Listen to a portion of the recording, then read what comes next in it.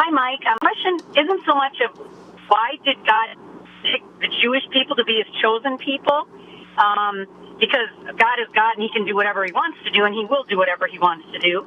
And you might not know that answer exactly. It might not be in the Bible anywhere. But then the Gentiles, why did he separate all of us if we're all the same? Was it to, show us that, when all the Jewish people sinned and all of that he made them, become slaves to other countries and that type of thing? Was it to show us what we shouldn't be doing? Or, I just want to pick your brain on that, really. No, it's a great question. Does that make sense? Yeah, no, it makes total sense. And let me ask you a question, Connie. Are you married? Yes. Okay.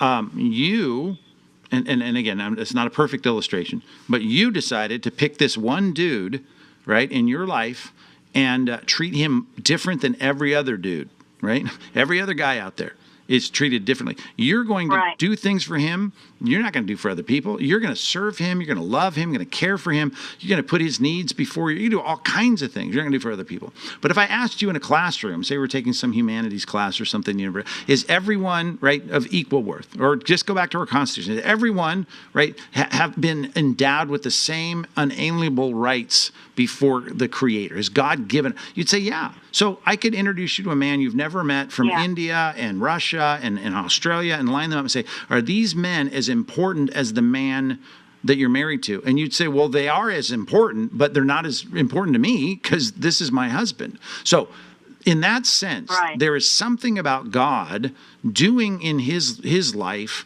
kind of what we are all doing in our personal life. And in Deuteronomy 7, the amazing thing about God's choice is you and I went out to find a spouse as the best we can find, the best we could land, right? We tried to even stretch out of our league, to find some spouse. And I did, and I assume you did. We got the best we could get.